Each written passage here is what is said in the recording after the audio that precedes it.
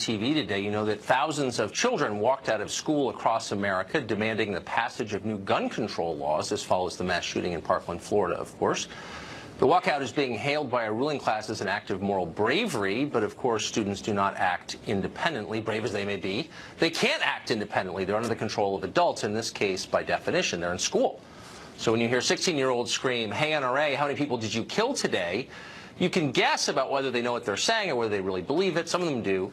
But you can be certain adults are behind it, and they are. Today's events were organized by the Women's March with the support of dozens of other groups, from Michael Bloomberg's gun lobby to Planned Parenthood. Celebrities, journalists, political elites across the country cheered them on. The TV channel Nickelodeon went dark for 17 minutes to show support for, quote, kids leading the way.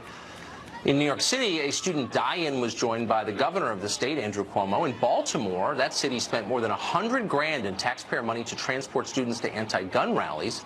This in a city with one of the highest murder rates in the nation, a city that cannot afford trash cans or street lights. Meanwhile, in Alexandria, Virginia, 65 students walked out of an elementary school, as if kids under 10 can go anywhere by themselves. Now, whether you like the kids or like what they're saying, and you may, but you should be opposed to this, because kids should not be used to advance political agendas, anyone's. Why? Because they're children. They're not old enough to have the perspective that adults do. That's why we don't let them vote or drink, or if today's protesters have their way, buy guns. And so it's wrong to exploit them, which, by the way, is exactly what is being done to them today, what the left is doing and has always done, from Mao's Red Guards to right now. The ANC in South Africa used kids as political props in the 80s. Their cause was obviously morally defensible. Causes usually are morally defensible. But in the process, an entire generation of kids learned to believe that activism is more important than learning, and a lot of them regret it now. They were exploited, and they're being exploited here. No matter what they chant, remember that the enemy of the adults behind this isn't the NRA. It's anyone who opposes their broader agenda. That's mostly people who have no power at all. So the message from our elites is really simple. Stand against us, and you're against children, and therefore you're a monster. And if you're a monster, you deserve to be destroyed. It's a kind of moral blackmail. Igor Volsky is director of Guns Down America. He joins us tonight. Igor, thanks for coming on. Thanks for having me. So my complaint is not that people disagree with me on the Second Amendment. I think that's totally legitimate, and I think it's fair to have a debate on this. I probably agree with you, actually. But well, maybe you do. Maybe you do. My first problem is the use of children to make a political point. So would you, for example, I know you supported what happened today, have a problem if these kids were being driven by their teachers in buses to an NRA rally? Or if they were rallying against transgender bathrooms, the March for Biology. How would you feel about that? Well, you know what I love to see?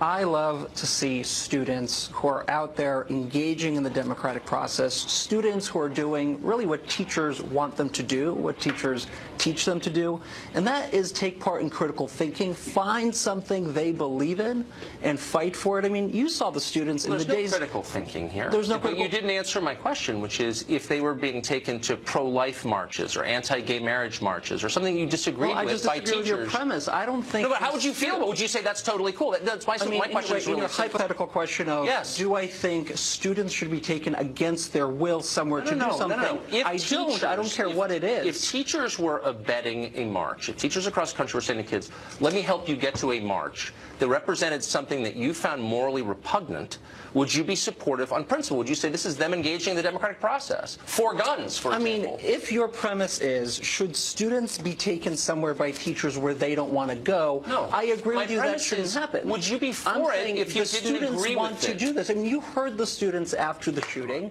You heard what the students said. They believe this in their gut. And the reason is, Tucker, is because they've experienced these bullets. They've heard these bullets. They've buried their classmates. That's why they're doing this. Nobody's forcing them what you're to doing, engage in this. And I'm not saying that. Kids who are under the care of a teacher who has control of their grades in life are not free agents. They can't act fully independently as you and I can because they are under the control of an authority figure. This is really simple. This is why teachers aren't allowed to have sex with students, because they're in power and the kids aren't. So why are teachers allowed to direct kids toward a political ideology? It's really simple. Because the teachers are not directing students to anything. This is student-led. This is the power of this movement, of this moment, is that we're now in a situation where students are saying enough is enough from the lawmakers who don't want to change the gun laws. Enough is enough from the NRA who wants to just push their guns everywhere agenda and for everyone agenda. We're going to push for change. That's what they're doing. That's what's really inspiring about all of this. But, I mean, if I could just make an obvious, almost technical point, which is that kids can't vote. Kids of the age of most of these students, 16-year-olds, can't vote. So they're actually not in the democratic process. And we've agreed that they shouldn't be in the democratic process. We've agreed that until they can make rational decisions, they can't vote. And by the way, you don't want them to buy guns. So if they're too young to buy guns, why should they be making my gun laws? But you know who wants them to buy guns? The NRA. The NRA specifically. Who cares about the NRA? Well, I'm asking you what you think. And why should people who don't have the right to buy guns have the right to make my gun laws? It's a simple question. I mean, they're not making your gun laws. They're influencing them. Yeah, and as citizens in this country, they're allowed to influence the democracy. They're children. They're not of 18. They're Americans, but they don't have the full rights of citizenship because they're not adults. They can't drink alcohol. A lot of them can't drive cars. You don't want them to buy guns, and they can't vote. I mean, is there a difference between an adult and a child? I mean, of course. Okay, then why don't you acknowledge that then? Well, of course there's a difference. My point is they've been placed in this situation where their lives are in danger in American schools. And the reason is because of decisions, A, that lawmakers made, and B, because of the agenda of the NRA that wants to put even more guns into their classrooms. And I think it's okay for them, and I think it's, in fact, noble for them to say, I get it, because you like it, but if they were going out, if one of their teachers, some scary alt-right person, was taking him to a Milo rally, you would freak out, as you know. And you know it. Just admit it. And let's just be honest with each other. Look, if there were 50,000 kids going to a Milo Yiannopoulos rally right now, taken by their teachers from Fort Worth, you would say this is the end of America. Students aren't doing this going to Milo rallies because that's not what they believe. They believe what you believe. And all hold up, Tucker. They believe what progressive adults believe. Tucker, you had students bury their friends. I agree. You had students lose friends, and that happens all across the country. The theatrics pull back. I'm aware of it. Tucker. I don't understand why you're dismissing I'm not in any way their causes by saying the adults told them to do this. What you're doing is engaging in the classic moral blackmail techniques of the left, which is rather than make a rational case, you point to children and say, if you oppose what I believe, you're against them. No, here's my rational case. So let me ask you a rational question. You have sent a number of tweets out recently saying the cops are racist. They kill a disproportionately high number of African Americans. Yes, you have. Look, I'm not attacking you for that. I don't tweet about that. Racism plus police brutality plus guns equals Alton Sterling, Philando Castile, etc. Are you? I'm not attacking you. I'm not. I'm asking. It's a predicate to a question, which is this: Go ahead. If you believe that the police have a problem with racist violence, why do you want the police to be the only people to have guns? It's a simple question. Well, I don't want the police to be the only people to have guns. I want to move us to a country where we have fewer guns and where we don't have assault weapons that can kill large numbers of people. Would the cops have police? No, that doesn't mean we need. No, hold on, wait. The cops that you've described as racist, would they have assault weapons? Tucker, I'm asking a sincere question. Why don't you? I am arguing that racism plays a role in the disproportionate murder of young black men. And I don't know why you're so trusting of police you say are killing people out of animals. You know that's not what I'm saying. Look, I want to have a serious conversation. I'm trying to have a serious conversation. You're telling me I'm dismissing the children. You are dismissing the children. You're laughing at you. Just I have 4 children. I'm not dismissing the children. You're dismissing these children. Of course I'm not. I think you are. Numerous top Democrats went out of their way to pander during today's protest. Watch. We need laws, not nice thoughts and prayers. The NRA has made me public enemy #1, and I'm proud of it. Are you going to vote out of office the people who take the gun lobby money and put your safety at risk? The NRA has held Congress hostage for years now. These young people have shown up to spring us free. We need a vote now. We need a vote now. We need a vote now. Dan Bongino was a former Secret Service agent and a contributor to NRA TV, and he joins us tonight. Hey, Dan, so what do you make of this? What do you make of this march?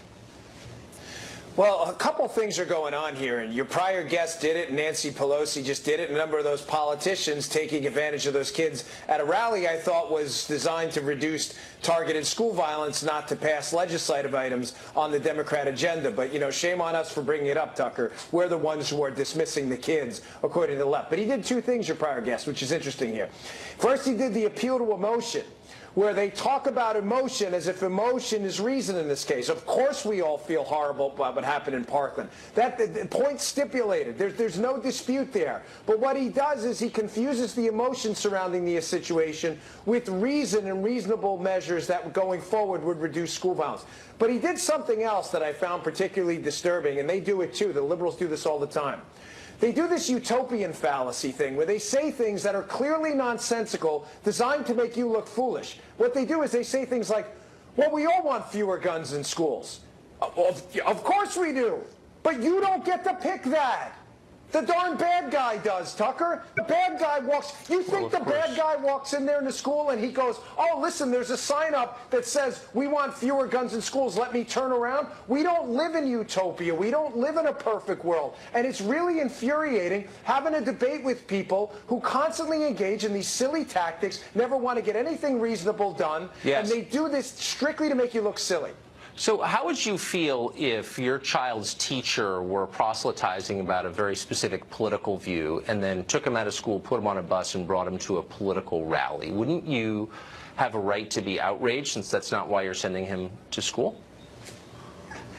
I'd be pretty pissed, Tucker. I send my kids to school to learn, reading, writing, and arithmetic. I don't expect political indoctrination. Now, I don't listen. If a teacher has a political opinion, and it's happened to me before, I've lived in a couple liberal states. I, unlike a lot of liberals, encourage my daughters to go back to school and make their case and make it in a reasonable fashion. And you know what? If the teacher gives them a bad grade because of it, we can go fight that fight. But that's what reasonable people do. They don't encourage kids to walk out of school during the middle of the day. I mean, you know what kept occurring to me today?